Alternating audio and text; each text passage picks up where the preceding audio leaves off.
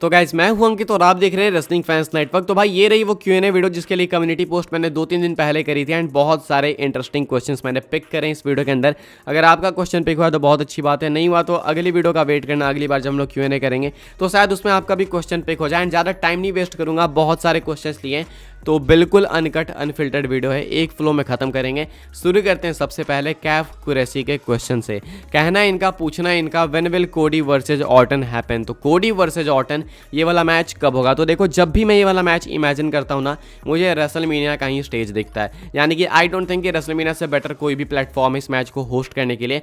अब अगर रेसलमेनिया में इनका मैच पहला नहीं हो सकता तो देन आखिरी तो हो सकता है। कहने का मतलब है हिस्ट्री काफ़ी है इन दोनों के बीच में, तो एक मैच में सारी चीज़ें नहीं सिमटेगी। तो एक मैच रंबल में कराओ, एक मैच चेंबर में कराओ एंड एक मैच रेसलमेनिया में कराओ एंड फ्यूड क्लोज कर दो। कहने का मतलब है कि क्लोजर इस वाली फ्यूड को रेसलमेनिया में ही मिलना चाहिए। मुझे लगता है मेनिया में ही होगा। इसके बाद जो अगला क्वेश्चन है भाई वो है प्रेम गुर्जर का। कहते हैं भाई रोमन का रिटर्न कब होगा और ब्लड लाइन की स्टोरी खत्म होने के बाद रोमन का फ्यूचर क्या होगा? Please pick my question, love you bro. तो भाई रोमन का return I think Survivor Series में होगा, उससे पहले मुझे नहीं लगता। बाकी अगर हो जाए तो अच्छी बात है, लेकिन मुझे नहीं लगता।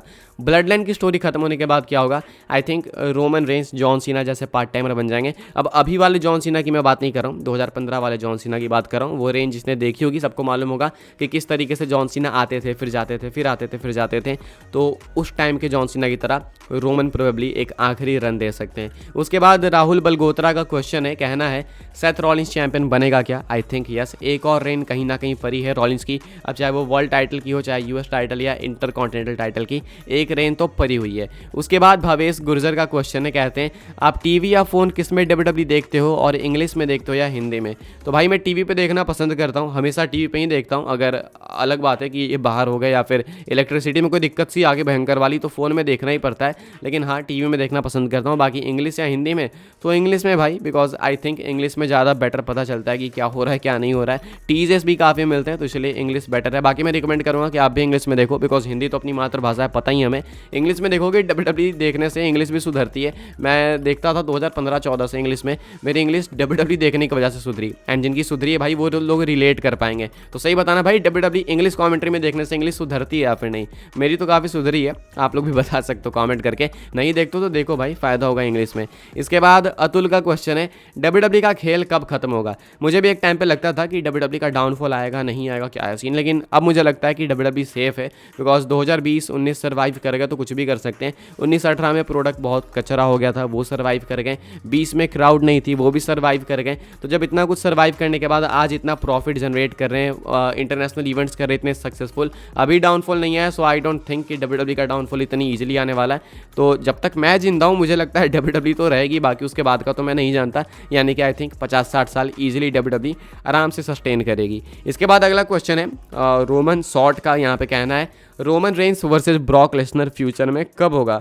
देखो भाई मुझे नहीं लगता कि इनका मैच दोबारा से होने वाला, बिकॉज आई थिंक एक परफेक्ट क्लोजर इनको मिल चुका है समर स्लैम में। तो दोबारा करने का सेंस भी नहीं बनता, बिकॉज वो एक अच्छा मैच था। तो फिर उस लेगेसी को नहीं बर्बाद करना चाहिए। तो एक और बार इनका मैच आई डोंट थिंक होने वाला है। वैभव का क्वेश्चन है भाई, क्या Roman versus Seth versus dean हो सकता है रेसलमेनिया में? 100% भाई, मुझे लगता है ये एक फ्यूचर रेसलमेनिया मेन इवेंट है जो कि डब्ल्यूडब्ल्यू करके ही रहेगी। इसके बाद जो अपना अगला क्वेश्चन है भाई वो आता है अमेंडन की तरफ से। एंड यहाँ पे कहना है इनका, भाई अब अपने टॉप 3 फेवरेट रेसलर बताओ। तो भाई वैसे ये चीज़ मैं क्लैरिफाई करना चाहूँगा कि मेरे फेवरेट्स हमेशा बदलते रहते हैं, इसलिए मैं हमेशा करंट फेवरेट की बात करता हूँ। बिकॉज फेवरेट वाली लिस्ट ऐसी है ना जो कि मैं ऐसा कह नहीं सकता कि भाई बस यही मेरा फेवरेट है अब हमेशा ये रहेगा, बिकॉज इसमें काफ़ी लफड़े हैं भाई। फिर उसके बाद आप फेवरेट चेंज करोगे तो लोग बोलेंगे कि अरे भाई पहले तूने ये बोला था अब ये बोल रहा है। तो इसलिए मैं ज़्यादा प्रेफर करता हूँ करंट फेवरेट्स पे। तो करंट फेवरेट के लिए मैंने कम्युनिटी पोस्ट करी भी थी कुछ दिनों पहले, एक हफ्ते पहले। एंड जो टॉप 5 थे मैंने आपको बताया था, टॉप 3 उसमें रोमन रेंस, रॉक, मैकेंटायर हैं। तो यही मेरे टॉप 3 हैं करंट फेवरेट्स। ऑल टाइम की मैं बातें नहीं करता, करंट फेवरेट की बात कर रहा हूँ। इसके बाद जो अगला क्वेश्चन है वो है एके एनिमे किंगडम का। कहना है कि आप जिंदर महल का रिटर्न डब्ल्यूडब्ल्यू में होगा कभी? यस 100% आगे जाके मुझे लगता है कि होगा। जिस तरीके से ड्रू मैकेंटायर ने मेहनत करी, सफल हुए, उसी तरीके से आई बिलीव कि जिंदर महल भी सफल होंगे बाहर एंड वापस आएंगे, ऐसा बिलीव है मुझे महल पे। एंड आई होप कि भाई वो इस बिलीव पे खरे उतरें। उसके बाद केविन का क्वेश्चन है, अगर Solo and Jacob and Tangalo and Tama Tonga एक तरफ वर्सेस रोमन की टीम में जे एंड जिमी, क्या जिला फाटू रोमन की टीम में आ सकते हैं क्या? बेसिकली क्वेश्चन है कि क्या रोमन की ब्लड लाइन को जिला फाटू ज्वाइन कर सकते हैं? आई थिंक यस, एंड मैं चाहता भी हूँ कि ऐसा हो। काफ़ी सारे लोग कह रहे थे कि सेम रीजन हो सकते हैं, बट मैं नहीं चाहता सेम रीजन को।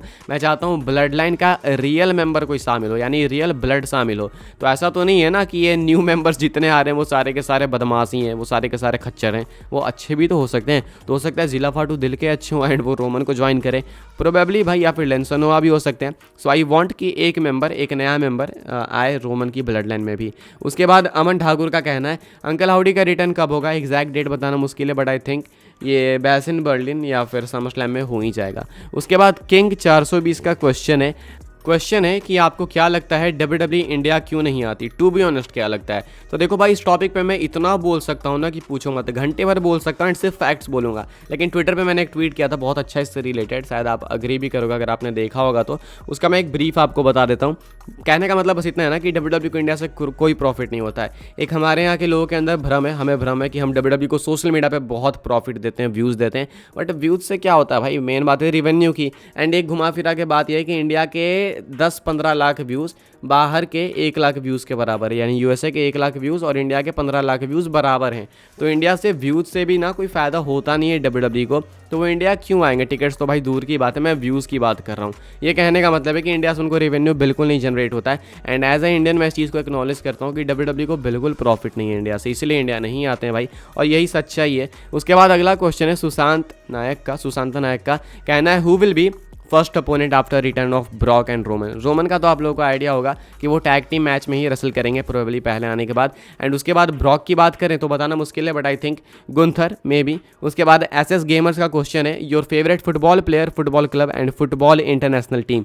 मैं सही बताऊँ ना, फुटबॉल का मुझे जीरो आइडिया है, फुटबॉल का कुछ भी नहीं पता मुझे। बस इतना पता है सुनील छेत्री के बारे में कि वो इंडिया से हैं, बस इतना ही पता है मुझे कि वो फुटबॉल प्लेयर हैं। फुटबॉल का कुछ नहीं पता, लेकिन हाँ मैं शायद एक्सप्लोर करूँगा इन चीज़ों को भी। सेकंड चैनल पे भी कुछ वर्क करना है, तो उन सारी चीज़ों की वजह से शायद मैं फुटबॉल को भी थोड़ा सा एक्सप्लोर करूँगा, तो देन मे भी आगे जाके कुछ मुझे बेटर आइडिया हो। उसके बाद अल्टीमेट बीस्ट का क्वेश्चन है, पिक करो। बेसिकली ये रैपिड फायर है, ब्रॉक लेसनर एंड रोमन में से एक को पिक करना है। तो रोमन की ये ट्राइबल चीफ रेंज देखने के बाद मैं रोमन को पिक करूँगा। अंडरटेकर केन में से अंडरटेकर को, सेमीज एंड केविन ओवंस में केविन ओवंस को, कोडी रोड्स रोमन में रोमन रेंज को। उसके बाद एक बहुत लंबा क्वेश्चन है भाई, बैटमैन का क्वेश्चन है कोडी रोड्स WWE कंपनी का नेक्स्ट फेस कैसे हो सकता है जबकि रोमन और कोडी की एज सेम है और आज तक कभी भी नहीं हुआ ऐसा कि कंपनी के दो फेस एक समय पर एक ही एज के हो। Example Hulk Hogan, Stone Cold Steve Austin, John Cena और रोमन रेंज, ये सब रेसलर्स पिछले फेस से यंगर थे और कोडी भी कंपनी में उतने साल से ही रह रहा है जितना कि रोमन रहेगा जितना रोमन रह पाएगा। एंड एज मैटर करती है रेसलिंग में।